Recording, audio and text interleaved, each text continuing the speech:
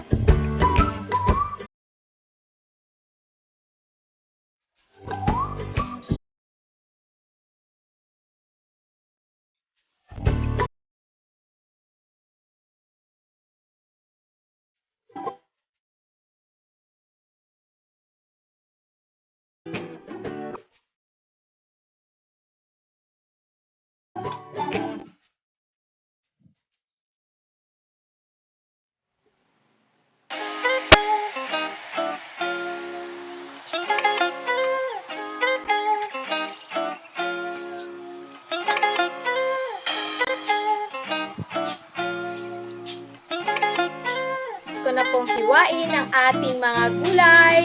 Tayo naman sa next procedure, ang pagluluto. So, tara! So, nagpainit na ako ng ating kawali at lalagyan ko ng konting mantika para igisa na natin ang bawang at sibuyas.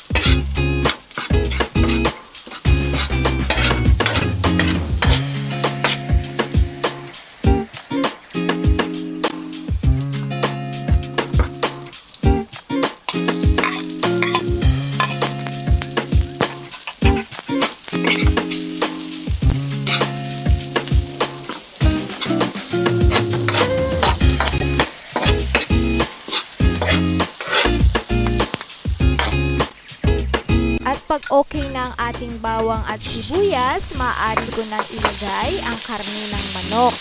Hayaan lang natin ito hanggang sa maluto ang karne ng manok.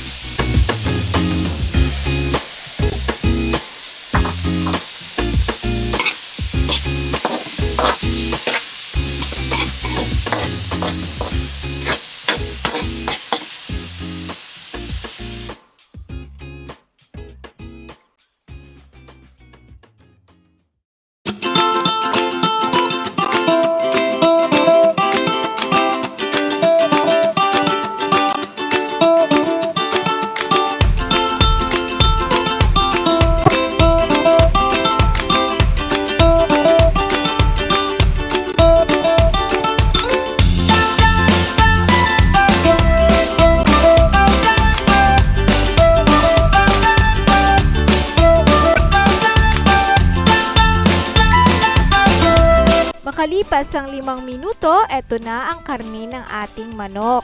Luto na at maaari ko nang isunod ang atay ng manok. Hayaan lang muli natin dito hanggang sa maluto ito.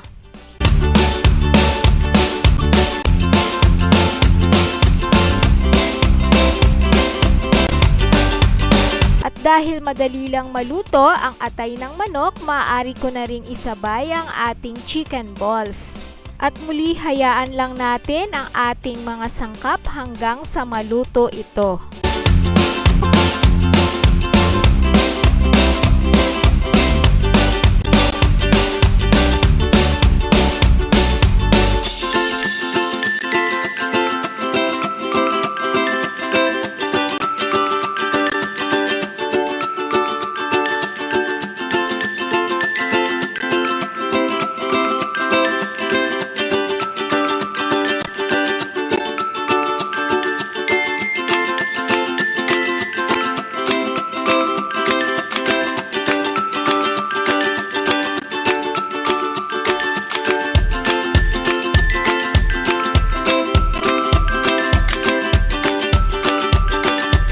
At ayan, luto na ang ating mga sangkap. Maaari na natin itong hanguin at iset aside muna natin.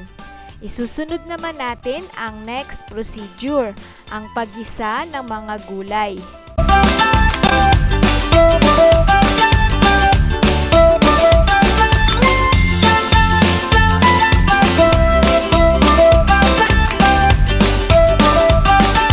Sa pinaggisahan ng ating karne, dito ko na rin igigisa ang ating gulay. Nilagyan ko lang uli siya ng konting mantika. So, start na. Unahin ko muna ang carrots, bagu beans, chicharo, at ang ating celery.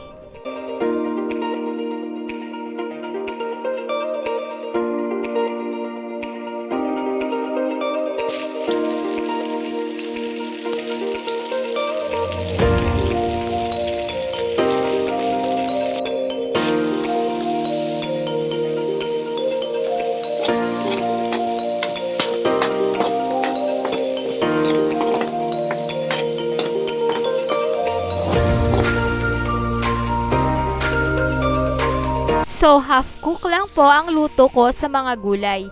Isusunod ko naman ang ating repolyo.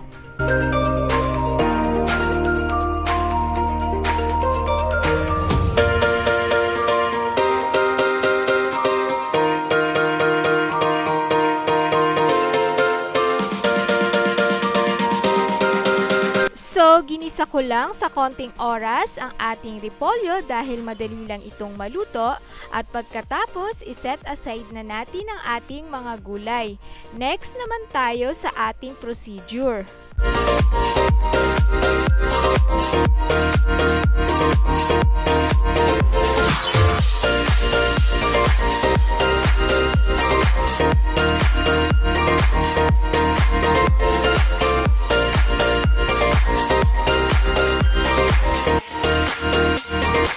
Next ko naman ay lalagyan natin ng tubig at ayon nito sa dami ng ating iluluto. Inilagay ko na rin ang chicken stock at lalagyan ko rin siya ng toyo, pamintang durog at pampalasa. Muli, timplahan natin ito ayon sa ating panlasa.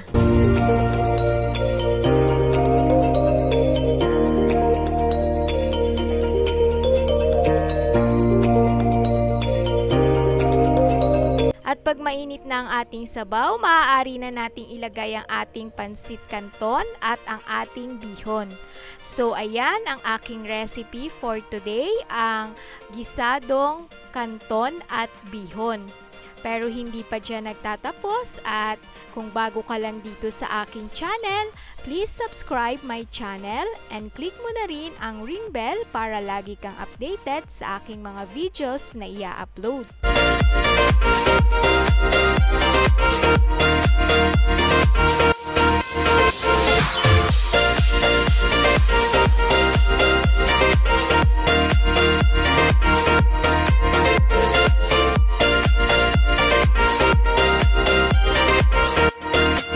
So, ayan at luto na ang ating canton at bihon. Maaari na nating ilagay muli ang ating mga sangkap gaya ng karne at ang ating mga gulay. So, ganyan lang po ako magluto mga mamshi, mga beshi ng gisadong pansit canton na may bihon. So, kung nagustuhan mo ito, please like, share, and comments.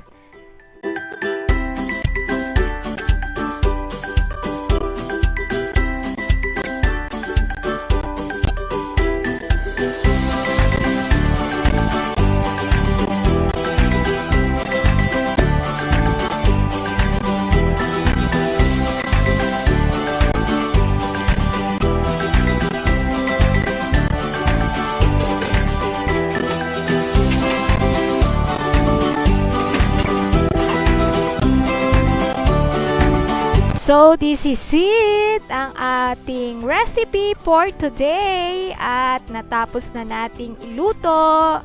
So, sana may natutunan ka sa aking ibinahaging munting recipe at mega love shout out sa lahat ng mga ka-teammates ko, Team Walang Atrasan, headed by Happy Lifestyle Ninong, sa Team Jowa Root at sa Team Tio Dinosaur. Mabuhay! And thank you for watching. Hanggang sa muli.